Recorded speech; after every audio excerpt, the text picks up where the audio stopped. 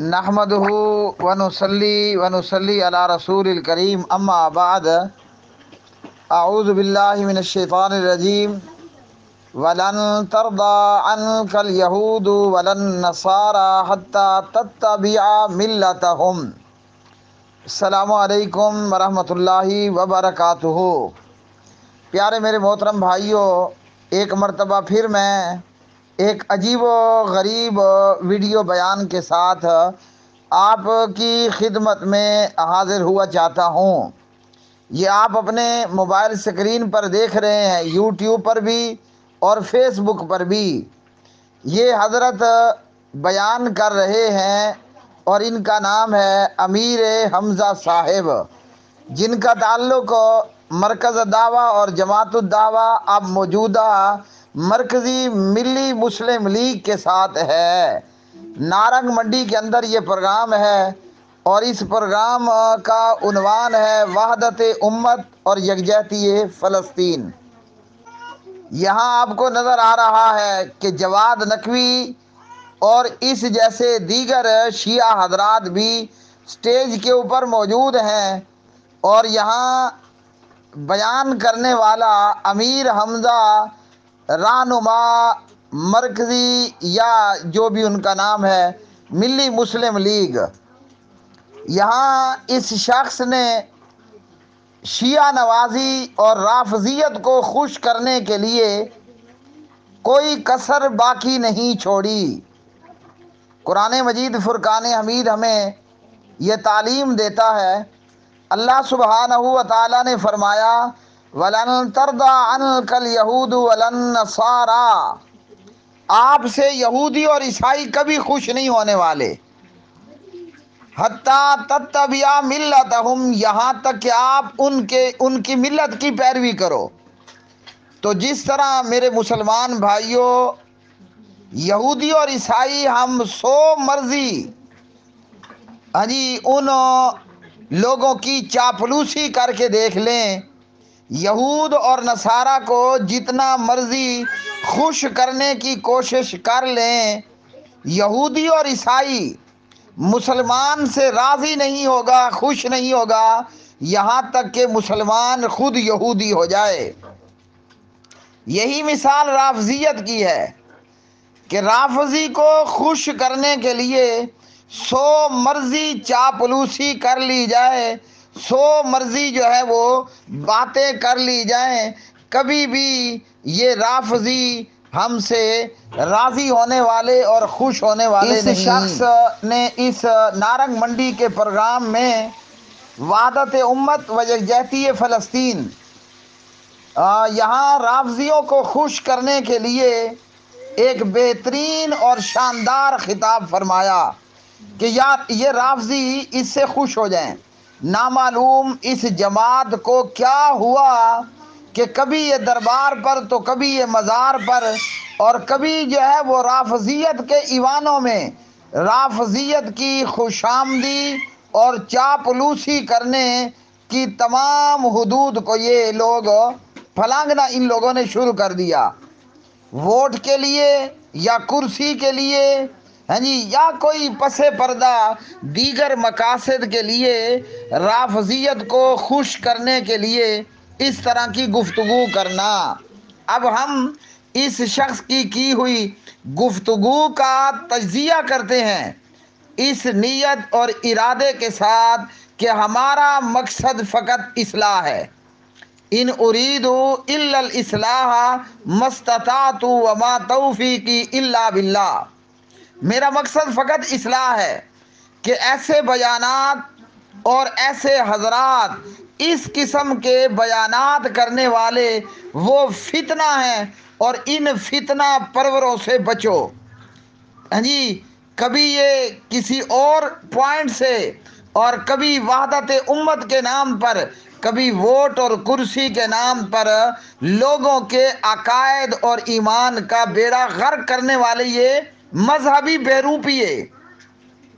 Programme ہے وحدت امت، اور اس پروگرام کے اندر ٹوٹل یہ اس بندے نے رافضیت نوازی ہی کرتے ہوئے اپنے بیان کو پورا کیا۔ قرآن مجید فرقان حمید ہمیں یہ بتاتا ہے امت کی وحدت کس بات میں ہے۔ قرآن پاک نے کہا وَاعْتَصِمُوا بِحَبْلِ اللَّهِ جَمِيعًا وَلَا تَفَرَّقُوا۔ وحدت امت کے پروگرام میں خطیب پر لازم بنتا ہے کہ خطیب لوگوں کو کتاب اللہ اور سنت رسول اللہ سے تمسک کا حکم دے۔ حضور نبی کریم صلی اللہ علیہ وسلم نے فرمایا ترکت فیکم امرین، دو چیزیں تمہارے اندر چھوڑے جا رہا ہوں، ایک اللہ کی کتاب ہے اور ایک اس کے رسول پاک علیہ الصلاۃ والسلام کی سنت ہے۔ اور ارباز بن ساریہ رضی اللہ عنہ کی روایت میں سنن نبی داود میں نبی پاک علیہ السلام نے فرمایا اوصیکم بتقوی اللہ والسمع والطاعہ، میں تمہیں تاکیداً حکم کرتا ہوں دو چیزوں کا، امیر کی بات سننا اور اس کی اطاعت کرنا، میری سنت کو اور میرے خلفائے راشدین کی سنت کو اپنی داڑھ کے دانتوں کے ساتھ مضبوطی سے پکڑ لینا۔ تو امت اس بات پر وحدت میں نہیں آئے گی، امت کا اتحاد اس بات سے نہیں ہوگا کہ ہم رافضیت کے پروگرام میں رافضیت نوازی اور رافضیت کی چاپلوسی اور رافضیت کی خوشامد کرنے پر اتر آئیں۔ امت ایک ہوگی اور امت کا اتحاد ہوگا۔ وہ کسی سیانے نے کہا ہے کہ امت تھوکوں سے نہیں جڑنے والی، امت کا اتحاد ہوگا وہ کتاب و سنت کے ساتھ۔ اور نبی رحمت علیہ السلام نے فرمایا میری سنت کو مضبوطی سے پکڑ لو۔ ابو بکر صدیق اکبر، عمر فاروق اعظم، عثمان ذو النورین، علی المرتضی رضوان اللہ علیہ مجمعین، میرے خلفائے راشدین کی سنت کو اپنی داڑھ کے دانتوں سے مضبوطی کے ساتھ پکڑ لو۔ اور یہاں وحدت امت کا پروگرام ہے اور بیان ہو رہا ہے سراسر شیعہ نوازی پر۔ اللہ اکبر، یہ ابراہیم علیہ السلام کے پیروکاروں کا تو شیوا نہیں ہے۔ سنت ابراہیم تو یہ ہے کہ بت کدے کے اندر نعرہ تکبیر، اللہ اکبر کی صدا بلند کرنی ہے۔ بت کدے کے اندر تو کہنا ہے کہ میں تمہارے ان تمام جھوٹے خداؤں سے بری ہوں، میرا رب ایک اللہ ہے۔ اللہ اکبر۔ یہ امیر حمزہ اس نارنگ منڈی کے پروگرام میں کہتا ہے شیعہ بھی بخاری مسلم مانتے ہیں، ہم بھی ان کی الکافی مانتے ہیں، خاک مانتے ہیں۔ وہ رافضی بدبخت اللہ کا قرآن نہیں مانتے، اصلی قرآن غار امام غار کے پاس ہے۔ جو ظالم اللہ کا قرآن نہیں مانتا رافضی، وہ بے ایمان بخاری مسلم مانتا ہے۔ ثبوت کے لیے علامہ شہید رحمۃ اللہ علیہ کی کتاب ہے الشیعہ والقرآن، اس کا مطالعہ فرما لیں۔ کہا ہم بھی الکافی کو مانتے ہیں، ہم خاک مانتے ہیں۔ دنیا جہان کی موضوعات کا من گھڑت گھڑنتوتات کا مرتب الکافی، ہم اسے کہاں مانتے ہیں؟ تو جو ظالم رافضی قرآن کریم کو نہیں مانتا وہ بخاری مسلم کو مانتا ہے، اگر کہنے والا اپنے ہوش و حواس میں ہو۔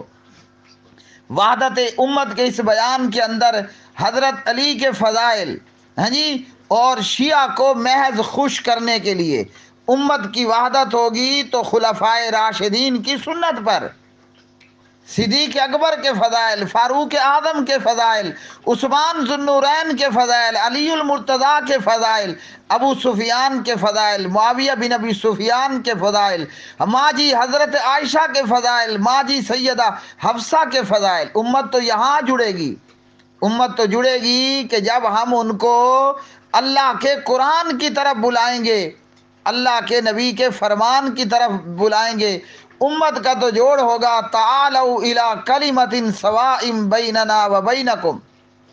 امت جڑے گی اس بات پر اللہ نعبد الا اللہ، نہ باب حجویری کو پوجنا ہے، نہ جناب علی کو پوجنا ہے، نہ حسنین کریمین کو پوجنا ہے، نہ جناب عباس کو پوجنا ہے۔ امت جڑے گی اللہ نعبد الا اللہ، کہ آؤ سب مل کر ایک اللہ اکیلے کی عبادت کریں۔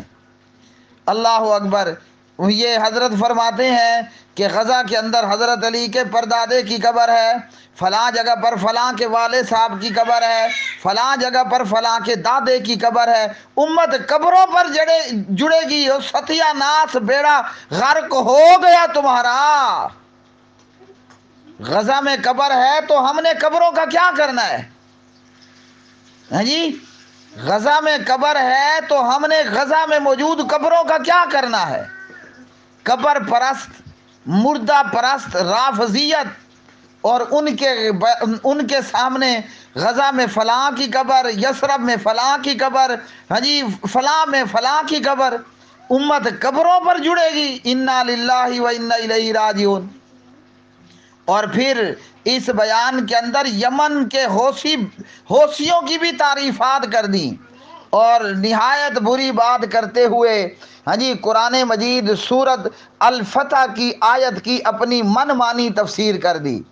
اللہ اکبر، اللہ اکبر۔ سورت فتح کے اندر کیا ہے؟ اللہ سبحانہ و تعالیٰ نے فرمایا كَزَرْعٍ أَخْرَجَ شَطْأَهُ فَآزَرَهُ فَاسْتَغْلَظَ فَاسْتَوَىٰ عَلَىٰ سُوقِهِ يُعْجِبُ الزُّرَّاعَ لِيَغِيظَ بِهِمُ الْكُفَّارَ۔ یہ آیت کیا کہتی ہے؟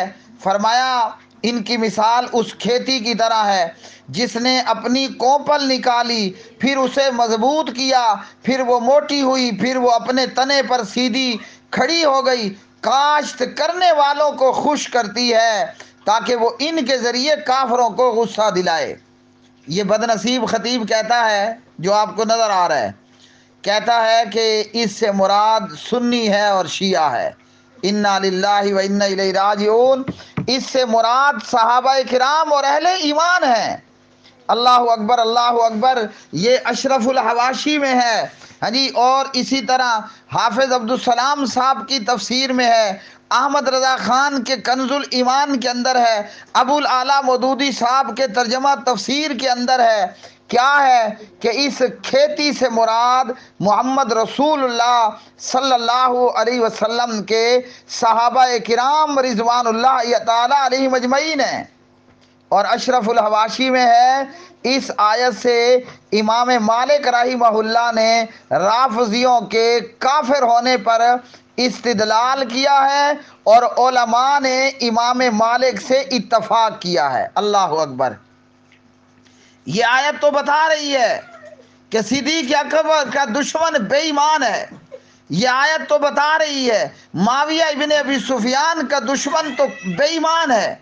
یہ آیت تو بتا رہی ہے فاروق اعظم کا دشمن، عثمان ذو النورین کا دشمن، عائشہ بنت ابی بکر کا دشمن، حفصہ بنت عمر کا دشمن بے ایمان ہے، کافر ہے۔ اور یہاں یہ کھڑے ہو کر ہاں جی قبروں کی تاریخ بتا رہا ہے، قبروں کی لوکیشن بتا رہا ہے۔ واہ واہ واہ۔